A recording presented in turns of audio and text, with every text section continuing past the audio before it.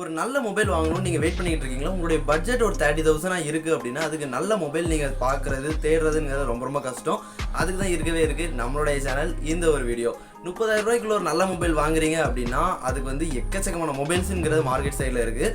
அது எந்த மொபைல் உங்களுக்கு பெஸ்ட்டாக இருக்கும், உங்களுக்கு தேவையானதுக்கு எந்த மொபைல் நல்லாயிருக்கும் அப்படிங்கிறத நான் இந்த வீடியோவில் சொல்லியிருக்கேன். ஸோ வீடியோ ஸ்கிப் பண்ணாமல் பாருங்கள், வாங்க வீடியோக்குள்ளே போகலாம்.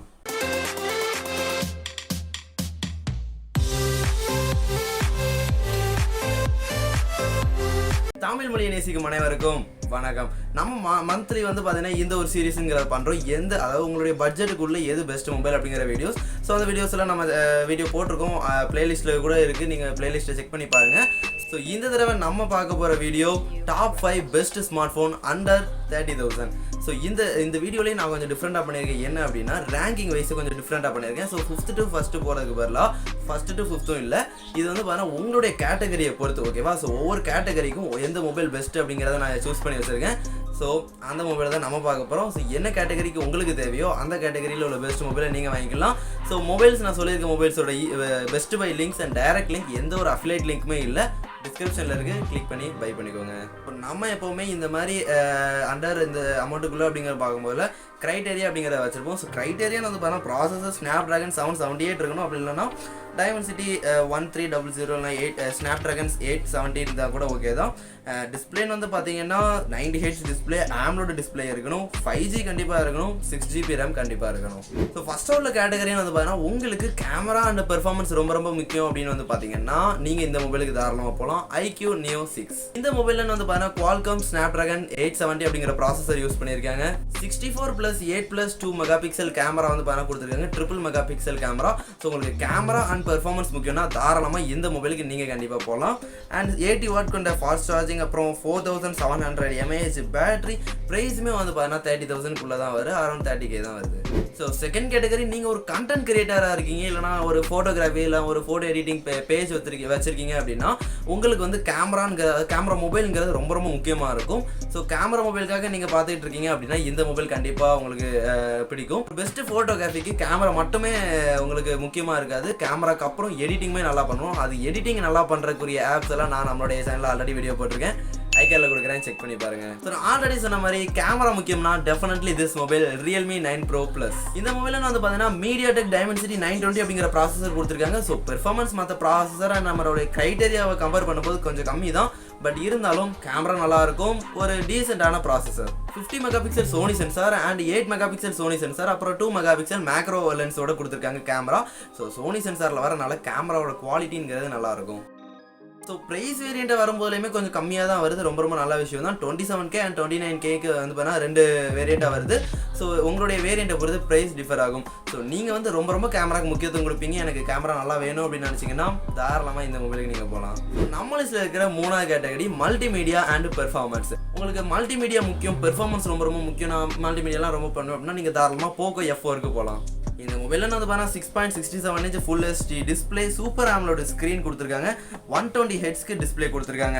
அண்ட் வந்து இதில் முக்கியமாக சொல்லணும்னா டிஸ்பிளே வந்து பார்த்தீங்கன்னா ரொம்ப நல்லா இருக்குது. டிஸ்பிளே வந்து பார்த்தீங்கன்னா பெரிய சைஸாகவும் இருக்குது, ரொம்ப நல்லா இருக்குது, சூப்பர் AMOLED கொடுத்துருக்காங்க.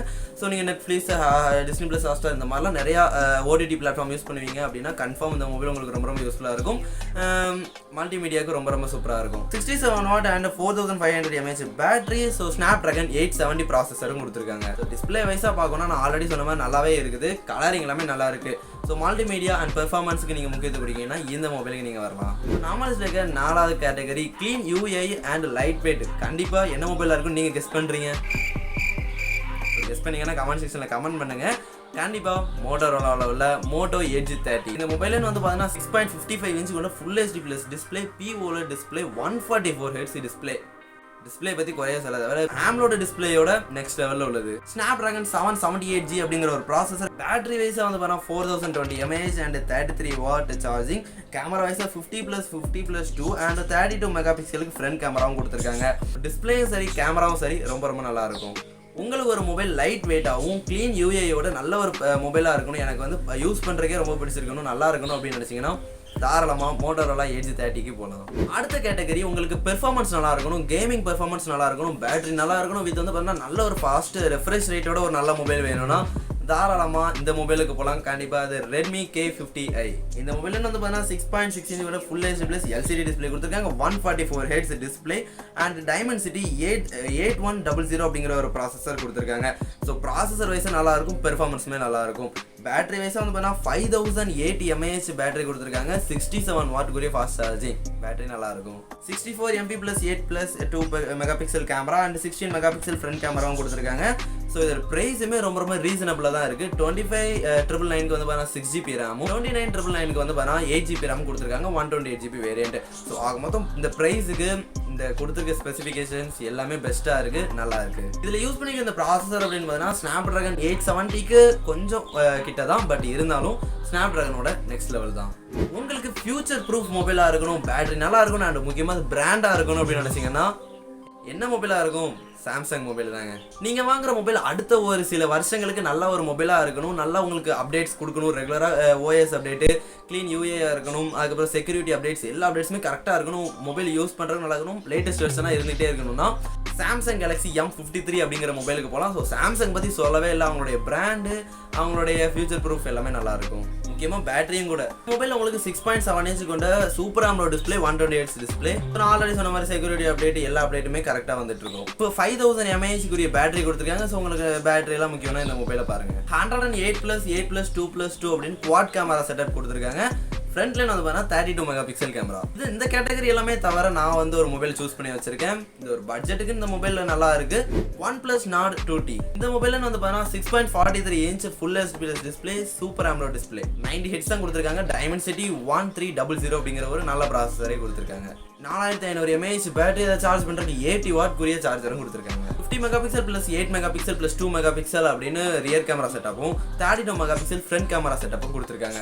இந்த மொபைலை இந்த பட்ஜெட்டுக்குள்ள உங்களுக்கு எல்லாமே ஓரளவுக்கு ஓகேவா இருக்கணும் அப்படின்னா நீங்கள் தாராளமாக இந்த மொபைலுக்கு போகலாம். பர்டிகுலராக எனக்கு கேமரா ரொம்ப முக்கியம், பெர்ஃபார்மன்ஸ் ரொம்ப முக்கியம் அப்படின்னா நான் அது எல்லாத்துக்குமே தனித்தனியாக சொல்லிட்டேன். ஸோ அந்த மொபைல்ஸ் எல்லாம் நீங்கள் பார்த்து செக் பண்ணிக்கோங்க. ஸோ அதோட வாங்குறதுக்குரிய லிங்க்ஸுமே நான் வேணா டிஸ்கிரிப்ஷனில் கொடுக்குறேன், நீங்கள் தாராளமாக வாங்கிக்கலாம்.